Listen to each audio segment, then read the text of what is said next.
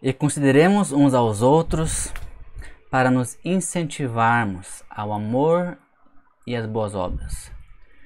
Não deixemos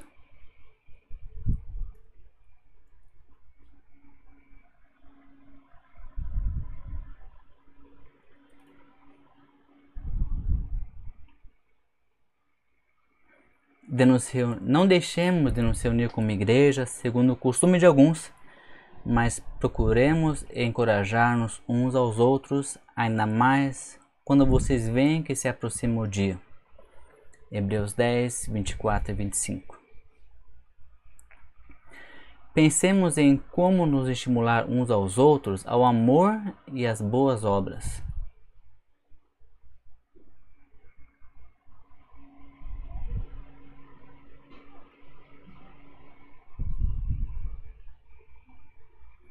Não abandonemos a prática de nos reunir, como é costume de alguns, mas pelo contrário, animemo-nos uns aos outros, quanto mais vezes que o dia se aproxima. Hebreus 10, 24 e 25, isso na versão Almeida, século 21.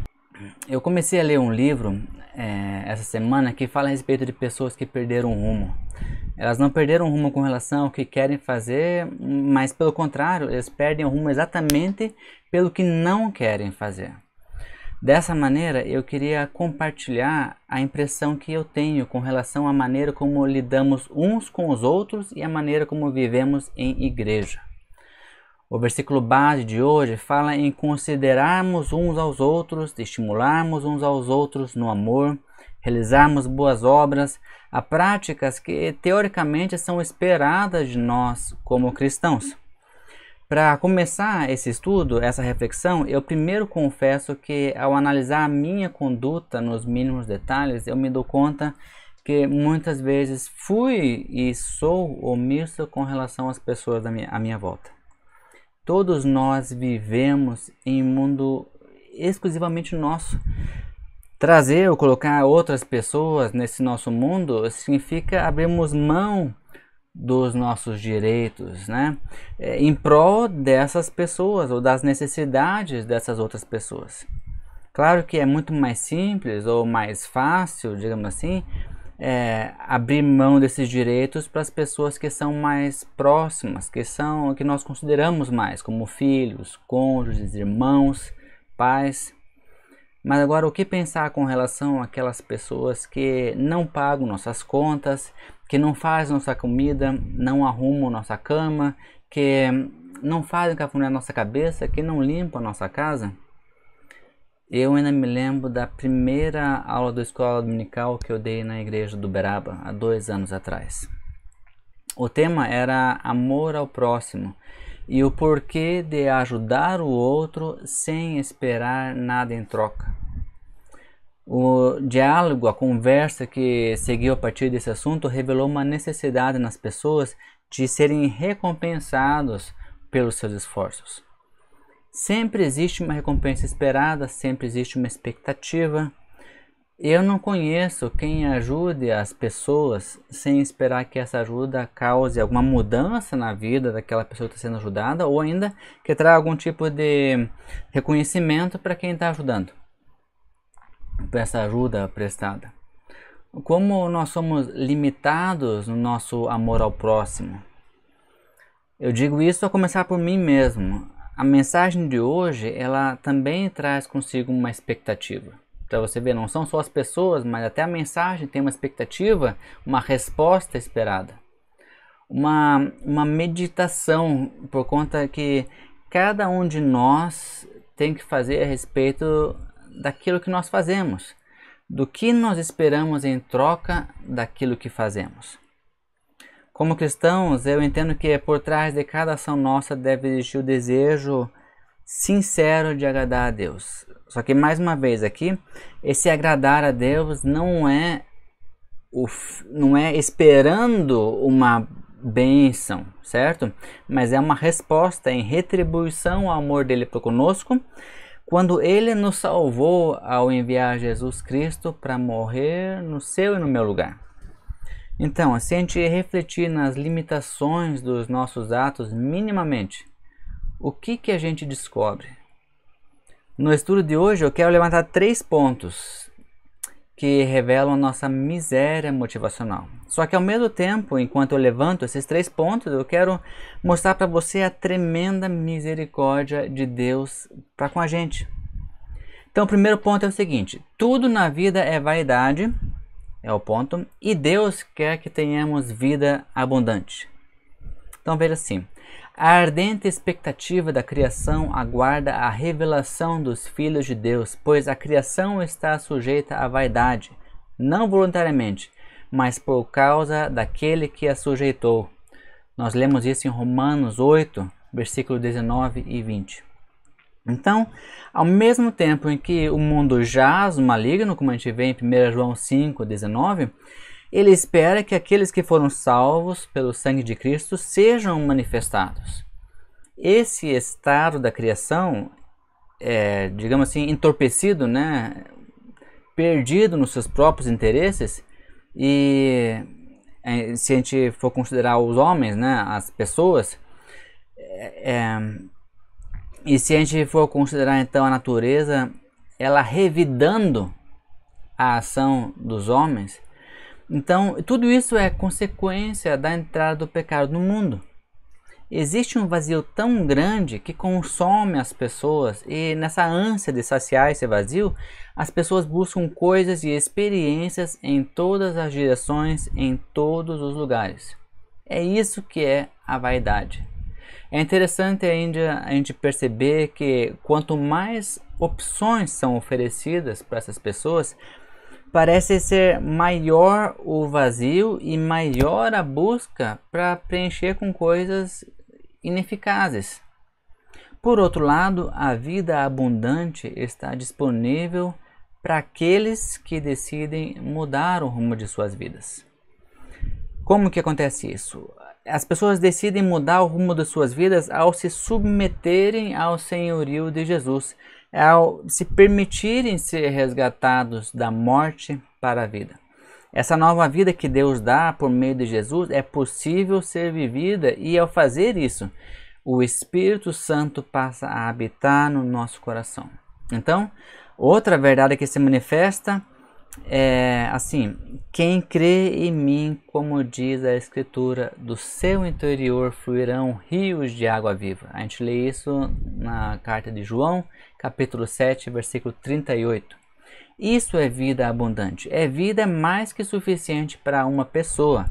Ela passa a vivificar outras pessoas também. O segundo ponto: nossa índole, ela é irônica. E Deus ainda assim não nos vê diretamente, mas através de Jesus Cristo. A gente lê: porque não faço o bem que eu quero, mas o mal que eu não quero, esse faço, em Romanos 7,19. Nós sabemos o que é certo e o que é errado. Sabemos o que devemos e o que não devemos fazer. Só que saber não é o suficiente. O fato de sabermos como agir significa pouco abaixarmos a guarda e darmos espaço ao que falamos. No ponto anterior, quando baixamos a nossa guarda, damos espaço à vaidade. Então, por exemplo, se mentimos, é porque de alguma maneira a verdade não nos traria algum tipo de ganho instantâneo, percebe? Então, qualquer questão de pecado em si nada mais é do que uma forma de vaidade. É uma forma de querer um bem próprio. Você não está muito interessado no que realmente importa, sabe? Se são as pessoas, se é o que Deus gosta. Não, você está interessado em sair da melhor maneira daquela situação. Então, por isso que vem a mentira. É por isso que surge o pecado. Você quer a solução imediata. A gente acaba mentindo porque a gente acha que essa mentira vai fazer um bem automático para a gente naquele momento. A gente ignora o fato de a gente saber que a mentira desagrada a Deus. Além de desagradar a Deus, a mentira ela corrompe o nosso caráter. Ela leva pessoas ao engano e pior, ela não demora para ser desmascarada. Apesar disso, apesar de Deus saber dessas nossas limitações, apesar de não residir em nossa natureza nada de bom, isso não afeta a maneira como Deus olha para nós. Os olhos dele são de amor. Ele nos olha através do seu Filho Jesus. Percebe? É que Jesus, o único, o perfeito, ele morreu no nosso lugar. Ele morreu para que vivêssemos. Outra, ele ressuscitou para que vivêssemos. Ele foi para o céu para que vivêssemos. Então, quando Deus olha para nós, ele vê que aquilo pelo qual o seu filho passou. Então, pelo fato de nós termos sido justificados pela morte de Jesus, então Jesus, ele tomou o nosso lugar. E assim, então, quando Deus olha para a gente, ele olha através de Jesus, e ele vendo através de Jesus, ele nos vê justificados. É interessante que esse sacrifício de Jesus, ele acabou por nos fazer ter acesso a esse Deus que é justo, é poderoso, mas ele também é amoroso. O terceiro ponto, e a gente está chegando no final dessa mensagem, é que enquanto a gente luta, a gente cresce. Só que depois da vitória, nós nos traímos a nós mesmos. Deus nos dá a razão para continuarmos lutando novas batalhas até que a vitória final culmine em nossa chegada ao céu. Veja só, sede sóbrios e vigilantes. O diabo, vosso adversário, anda em derredor como um leão que ruge, procurando alguém para devorar. Resisti-lhe firmes na fé, certos de que os sofrimentos iguais aos vossos estão se cumprindo na vossa irmandade espalhada pelo mundo. A gente lê isso em 1 Pedro, capítulo 5, versículo 8 e 9. Você já deve ter ouvido aquela expressão assim: quanto mais eu rezo, mais assombração me aparece. Já ouviu? Mas sabia que isso, de certa maneira, é bíblico? Porque quanto mais nós nos fortalecemos, mais influentes espiritualmente nós nos tornamos. Cada batalha vencida contra o inimigo e cada batalha vencida contra nós mesmos serve como degraus numa escada que nos coloca numa posição mais elevada. Você entende isso? Então, que cuidados que a gente precisa ter ao sermos conduzidos nessa escadaria?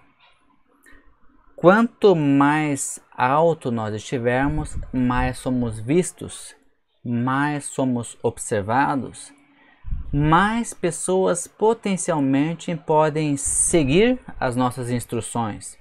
Por isso, a cada novo degrau alcançado, uma nova batalha se trava para que o nosso eu diminua enquanto Jesus cresce em nossas vidas. Então percebe que quando nós estamos nessa escalada, quanto mais alto nós estamos, mais nós somos atacados pelo inimigo, porque quanto mais pessoas estão nos observando, qualquer tropeço que nós damos, muitas pessoas são afetadas. E aí aquelas pessoas que têm uma fé mais fraca ou que não estão muito firmados espiritualmente, eles acabam até se desviando. Então a estratégia do diabo não é atacar os pequenos, ele é atacar os grandes.